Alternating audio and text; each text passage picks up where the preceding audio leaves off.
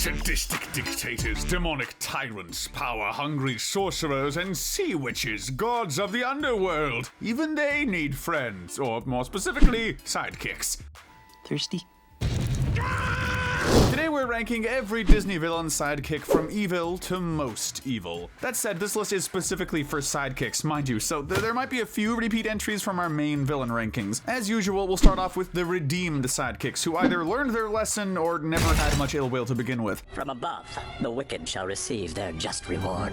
Oh yeah, it's all coming together right off the bat, because our pick for the least evil Disney villain sidekick is undoubtedly Kronk. Let's be honest, did anyone not see this one coming? Kronk is probably one of the nicest characters in Disney history, let alone the nicest of the antagonists. Right off the bat, he's the whole reason Emperor Kuzco wasn't killed in the first act of the movie, since he refused to fully follow Yzma's plan for disposing of him, opting instead to let him escape. Hope that doesn't come back to haunt me. He has a good heart, and whenever he isn't following Yzma's orders, he proves himself to be a helpful and genuinely compassionate guy, something that's emphasized even further in the sequel, Kronk's New Groove. Here we see even more sides to Kronk, from him being a caring scout leader to a generous friend of senior citizens, even right down to him giving Yzma a second chance when she tricks him into thinking she'd turned over a new leaf. To be completely fair, Kronk did make some major mistakes, but he's also definitely done the most total good out of all the characters on our list, so we're giving him a big thumbs up alongside the gold medal of good. Taking a close runner-up position is Goob from Meet the Robinsons. Michael Yagubian. Truly a cautionary tale of why you should always be a considerate roommate. Keep your friends up too late just one too many times, and you might just end up ruining their life on accident, or rather, you'll cause them to lose a baseball game and resultantly decide to devote their entire life to ruining yours. These things just happen. I don't care. I just want to ruin your life.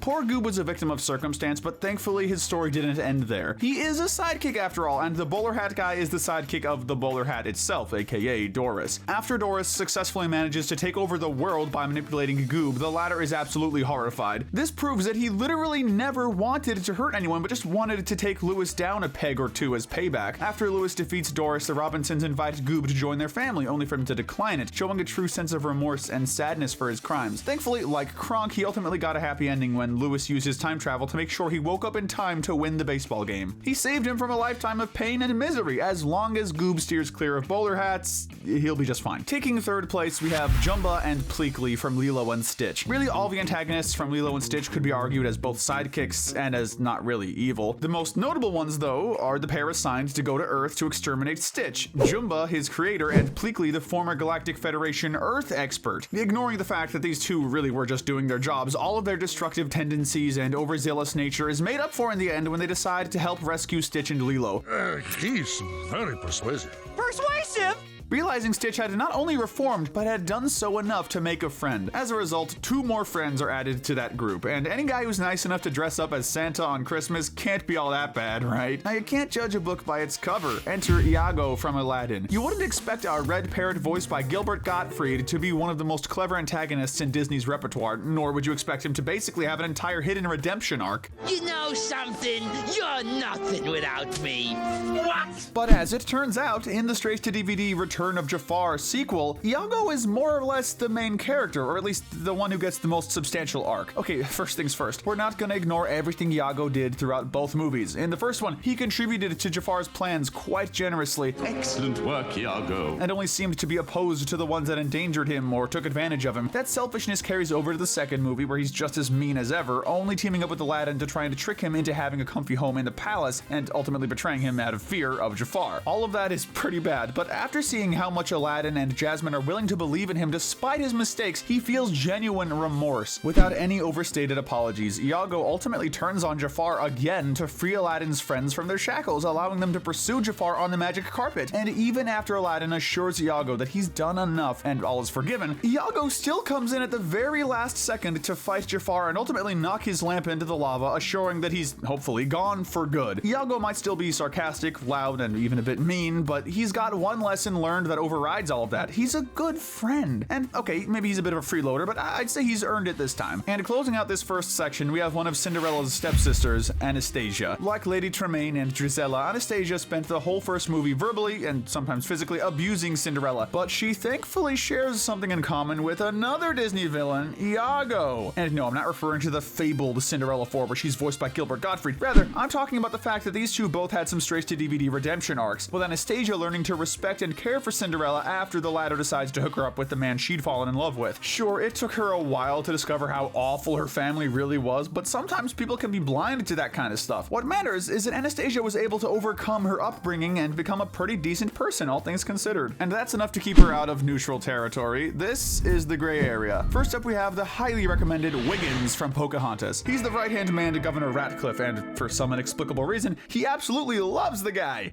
I like you. As a result, he never really has any reservations about following his boss's usually petty orders, nor unfortunately his orders to help the gang prepare for all-out assault on the native peoples. But with that being said, Wiggins isn't really malicious on his own, he just does his boss's bidding, and is genuinely disappointed in him when he's arrested for his crimes, showing that he definitely had his limits. A very secondary duo was up next. Trigger and Nutsy may be vultures, but they aren't out for death or anything. In fact, these two seem to be loyal to whomever's wearing the crown, making them the definition of just following orders. Of course, like Wiggins, those orders could come from bad people like Prince John, but it's not really Trigger and Nutsy's job to determine that. They're just simple henchmen doing their work, and they're every bit as loyal to King Richard in the end. That said, basing your morality on that of whomever you work for makes you more of a lump of clay than a hero or villain, so we can't place these guys any higher nor lower. Next we have Sour Bill from Wreck-It Ralph. Interestingly enough, Bill here is really only on the list because he technically qualifies as a villain sidekick. He has no problems following King Candy's underhanded orders, despite not even seeming to like him all that much, which honestly really makes his morality hard to draw conclusions about. Like, he does do bad stuff, sure, but he's also not really doing it because of some underhanded motive or anything. Even after the king's defeat, he doesn't seem much more happy nor depressed, which means he might be less of a devious henchman and more of a grumpy NPC. Not making the same mistake with you. The Huntsman from Snow White and the Seven Dwarfs is up next. Mother Gothel would be proud of the queen for having such jealousy of her daughter that she'd willingly send an assassin to take her out. Thankfully though, despite having some concerningly easy access to the heart of a pig, the Huntsman turned out to be a pretty chill guy. It's definitely shady that he was willing to hunt her down in the first place, but while this is the bare minimum, at least he decided to warn Snow White of her jealous stepmother instead of going through with it. Next we have by far the most neutral character on our list, the Magic Mirror from Snow White. Come on, you ask a mirror an honest question and it gives you an honest answer. What's the sin here exactly? I mean, sure, it's kind of weird that this mirror's choice for the fairest of them all was some random teenage girl who was in the woods. Oh, okay, all right, maybe this guy's kind of weird. At least he's honest though, which is why you should be very glad he's in this movie and not in Shrek. As terrifying as she is in her context, Joanna from The Rescuers Down Under is a victim of circumstance. In other words, she's a pet who has a really mean owner, and since we don't get any anthropomorphic dialogue from her, we don't know a lot about what drives her. We do know some things though. She likes eggs, for instance, and she'll gladly screw around with McLeach's head trying to snack on some. She also has a penchant for hunting down whatever small animals her owner lets her go for. She's pretty ruthless, but she's also, well, an animal. She isn't trying to take over the world, nor even be excessively cruel or anything. She just wants to eat and to avoid as much of McLeach's abuse as she can. She spent way longer than would have been pleasant with him, but at least she didn't die with him, so hopefully Joanna is doing alright. If you're out there, Joanna, let us know you're okay. Oh, and like and subscribe. And for our last morally questionable sidekick, we have Smee from Peter Pan. He's the right-hand man to Hook, who we'd also argue is one of the less evil Disney villains out there. But whether you believe in Hook's status as a lost boy or not, he has one of the better relationships with his sidekick. Smee, for a pirate, is remarkably friendly and even polite in his own way. He'll defend Hook from crocs and octopi and generally doesn't do much aside from following his orders, which, to be fair, do still include hunting down children with intent to kill. Carrying out your orders. This is Neverland, so morals are way different here than they are elsewhere, but Smee still has just enough wiggle room to keep him firmly out of our good and bad categories. He's one of those sidekicks who really just exists to make sure his boss doesn't go too far off the rails, it seems. Oh, if only some other villains were so lucky. It's time to get to the meat and potatoes. These henchmen are the bad to evil. Soaring right on over to the bad guys, we have Hayabusa from Mulan. Even one of the most utterly irredeemable Disney villains out there can't help but have a soft spot for his pet. Shan Yu's falcon Hayabusa is primarily a spy who helps alert the Huns when there's a breach in their defenses by China or an opportunity to strike. Like Joanna, Hayabusa is an animal just doing what he's been trained to do, so we can't exactly call him a complete monster for that, even if he shows a little too much pleasure in his master's evil deeds. I mean, how else could you expect a bird to behave when his owner is Shan Yu? Next up we have Drizella from Cinderella. Unlike the other ugly stepsister, the money-hungry Drizella never really had a redemption arc to overcome her mother's hatred. Once Cinderella is out of the house, Drizella turns on Anastasia to keep up her pattern of cruelty, which leads to Anastasia gaining a conscience and ultimately to Drizella being reduced to working as a maid in Cinderella's home. Despite being one of the more polite villains on the list, Lawrence still has earned a pretty low place. In his defense, the guy has been pushed around his entire life, from his family to his boss to his non-existent wife. Everyone he's ever been involved with has basically just used him as a means to an end. And as it often goes, this has led to Lawrence wanting to put the shoe on the other foot, going from the guy who gets pushed around to the one who does the pushing. This makes him an easy target for Dr. Facilier, making him quick to accept a deal with him and more than willing to try and usurp Naveen by tricking Charlotte into marrying him. I most definitely will marry you! We can sympathize with a guy who just wants a better life for himself, but the thing about Lawrence is that he could have easily just tried to find another job. Instead, he was underhanded enough to cheat his way into royalty no matter who he had to step on to get there. So he's less of a pure evil guy and more of a guy who was just pushed past his limit. He just really should have channeled his frustration in a healthier way. Flotsam and Jetsam are a pair of few words and no words in the remake, but they make up for that with their actions. They never hesitate to follow Ursula's orders, whether it's as simple as spying on Ariel or as maniacal as tipping over the boat she's on to potentially drowning Prince Eric. There's no limit to the misdeeds these two will do. The only thing keeping them from an even lower spot, though, is the fact that they're two of the less intelligent henchmen on our list. If anything, it almost seems like Ursula is a motherly figure to the pair, and she's genuinely heartbroken when she kills her babies. Mind you, that still wouldn't make Flotsam and Jetsam innocent by any means, but it would add another side to their villainy, since they'd really just be following the orders of the woman who's cared for them their whole lives. On a similar note, Diablo also falls into the category of devoted pets, but being both a pet and a familiar to Maleficent, we have to give Diablo some harsher judgment, since he's more intelligent than the usual animal sidekick, not to mention the only one of Maleficent's henchmen who realized that Aurora wouldn't still be a baby after 16 years. If we had a brilliance center medal, it would obviously be going to Diablo, but all we have here is a low spot to reflect his willingness to hunt down and kidnap a teenage girl to appease his master's grudge. Now let's talk about two of the cruelest pets in Disney history, Roscoe and DeSoto from Oliver and Company. Usually with Disney villains as pets, they're either intelligent enough to interact with their foes like Iago or much more animalistic like Joanna. Roscoe and DeSoto kind of fit both categories, acting as Sykes' guard dogs who are more than willing to intimidate his debtors and their pets. To us, it might not seem like such a big deal, but these dogs are basically the animal equivalent of loan sharks, and while we're hesitant to call them outright evil, they certainly aren't good dogs either. It's party time. That said, they are still dogs, which means that they're counting on doing their master's bidding to get their next meal, and bad or not, they also didn't deserve to go out like that. Jeez, old Disney movies got dark. In classic old-school Disney henchman fashion, Mr. Snoops from The Rescuers paddles his way into the next spot. He may have had a more ambiguous fate than his boss, but that doesn't mean that Snoops should have gotten away with his crimes. Even if he wasn't the head honcho he thought of himself as, he still very much wanted to be seen as an intimidating foe and was more than willing to kidnap and extort a child for the sake of getting that sweet moolah. On top of that, he's more level-headed than his boss, being less concerned with the devil's eye having some kind of supernatural powers and more concerned with how much he could resell it for on eBay. Oh, they'll sell for a lot of cold cash. That is to say that he's definitely one of the greedier sidekicks, to the point where he was willing to steal the gem from Madame Medusa after she proved her willingness to turn on him. And being more concerned with money than your own life is a surefire ticket to the greed center medal. No one's bad as Gaston. No one's rad as Gaston, and nobody is quite so down bad for Gaston as Le Faux. First things first, Lust Center Medal. Yeah, it's mostly a joke, but come on. Le Faux isn't even being paid to hang around Gaston like most villain sidekicks. He just really likes Gaston, and that liking towards him leads to absolutely no questioning his evil deeds. Whether it's getting Maurice falsely imprisoned in an asylum or attempting to kill the Beast and all his transformed servants, Le Faux was a ride or die for Gaston, no matter how much he got pushed around. Forget Belle, this is the real Stockholm Syndrome plot point of the movie, people. From one short sidekick to another. Next up is Creeper. Oh man, from the Black Cauldron. Creeper may not be blowing up people's houses, not on screen at least, but he more than makes up for it by serving as the Horned King's right-hand goblin, making him an assistant to the arguable most evil villain in Disney history. Bring in the prisoner!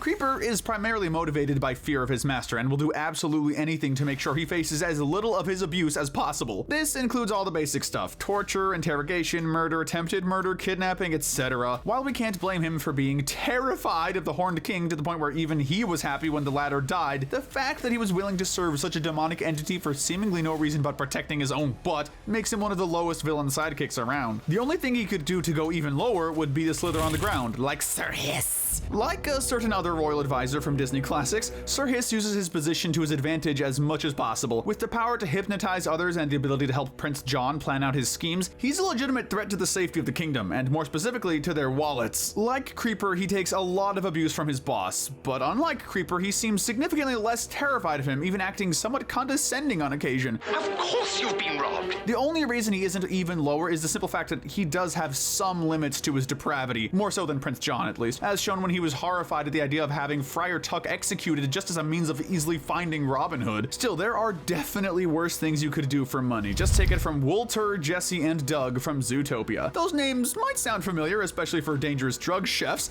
and that's because they're named after the iconic main trio of Breaking Bad, Walter, Jesse, and everyone's favorite Breaking Bad character, Doug. Like the main villain of the movie, these three are sheep who are willingly cooking up the Night Howler serum to use on predators so that they'd be overwhelmed by violent instincts. It's bad enough to come up with an idea as depraved as this. Gosh, think of the headline. Endangering countless lives for the sake of becoming a little more racist, but these three were willing to go along with it and to get their hands dirty in the process, which arguably makes them even more guilty. Up next, we have Fidget from The Great Mouse Detective. Anyone who'd willingly hang around a guy as twisted and psychotic as Ratigan is pretty questionable right off the bat, and being willing to kidnap children, assist in acts of political crime and mass terrorism only makes him even worse. Fidget is a handicapped bat, but that still doesn't stop him from doing some pretty heinous stuff for his boss, and to make matters worse, we don't really see much of his reason for working for Ratigan. Considering how Ratigan almost killed him on at least one occasion and actually killed him on another, I highly doubt loyalty has anything to do with it. Just barely missing out on the bottom 5 is Lucifer from Cinderella. It might seem bizarre to have a cat below so many other villains, especially considering the sheer gravity of those villains' crimes. What's more, on top of having a significantly shorter rap sheet, Lucifer here has the just a regular animal excuse. Even if he is a highly intelligent cat, he's still just a cat who's loyal to his master. So why is he ranked so low? One word: hatred. Sheer unbridled hatred. When Lucifer isn't lounging around mooching off of his master, and by the way, he deserves a sloth center medal for that, he's chasing the mice around the house and delighting in their terror. He does the same to Cinderella, messing up floors she just cleaned and doing whatever he can to make her day even worse. I guess Lady Tremaine's upbringing was at least partially to blame though, and I hope Lucifer appreciates that tiny bit of leeway because the bottom 5 won't be getting that much. While these two are far from the most competent henchmen, Pain and Panic have committed more than enough cruel acts to warrant a place in our bottom 5. Being a high-ranking servant of the underworld is already enough to make us count you as pretty darn evil. These two may not always succeed, but they always have the full intention to carry out Hades' whims. Reporting for duty! Whether it's the basic stuff like spying on people or terrorizing them, or something as downright pure evil as kidnapping an immortal baby and attempting to murder him, there's nothing these two won't do for their master. But to be fair, their master is the literal god of the underworld, Hades. That does make us see their crimes in a slightly less unforgivable light, since we really don't know what they'd do if they weren't under the constant threat of eternal torment, and they did seem relieved when they realized that Hades might not come out of the river Styx, but whether they act out of fear or not, they're willing to kill babies if it means saving their own skin, so I say placing them even this high is being pretty nice. At number 4, we have the Stabbington brothers from Tangled. Being betrayed by a former friend and coworker definitely has to sting, and you'd think that would at least place these two among the more sympathetic henchmen, but then you have to consider the lengths they went in order to get revenge on Flynn. Their primary motives are money and malice, which collectively earns them both the Wrath Center Medal, and leads to them committing egregious crimes like kidnapping, stalking, and even attempted murder. Not only were they totally cool with the idea of kidnapping a teenage girl, but they were willing to essentially use her as a fountain of youth vending machine, which is basically a less outwardly disgusting way of pimping her out. Betrayed or not,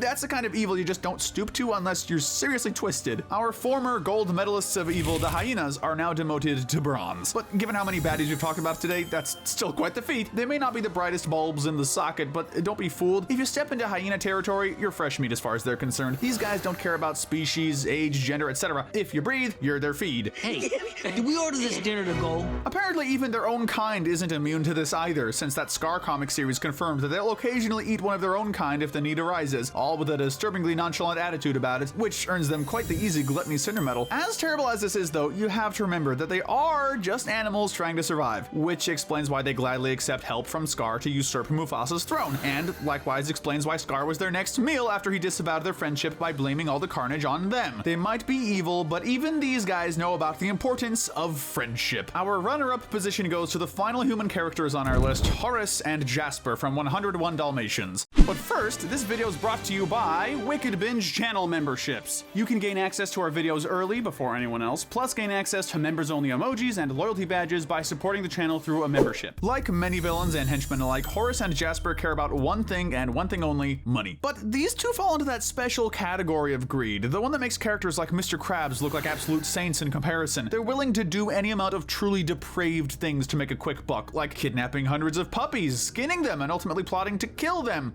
I'll pop them on the head. You do the skinning. Other examples include, okay, I'm not sure if there are any, but do you need them? Like, they're literally murdering puppies, they're skinning the pets, they're eating the... Okay, I'll stop, but you get the idea. These two are absolute sociopaths with no low they won't sink to if it means making a quick buck, and unlike characters like Pain and Panic or the Hyenas, they aren't doing it out of necessity, they're doing it out of selfishness and sheer depravity, making them about as close to pure evil as you can get in a Disney movie. Or at least as close as a human can get. We're giving our gold medal of evil to Dr. Facilier's friends on the other side. Dr. Facilier wasn't born with his special brand of voodoo magic. He's had to borrow it from some friends on the other side. He's got friends on the other side. In other words, okay, these are basically voodoo demons from hell who are also loan sharks. They don't care what kind of horrific stuff Facilier does as long as he can ultimately pay them back, but even if he's flat broke, they're getting their payday anyway, as shown by his fate. In the end, Facilier is literally dragged into the pits of hell, screaming for his life, which showcases that these friends saw whatever incredible debt Facilier owed them and considered it equal with the opportunity to torment him for eternity. These guys are literally the embodiment of terror, selfishness, and sadism. And while this may be a hot take, I have a feeling they were never really Facilier's friends in the first place. But whether you agree with that or not, these fiends on the other side have earned their place on the other side of our ranking as the most evil sidekicks in Disney history.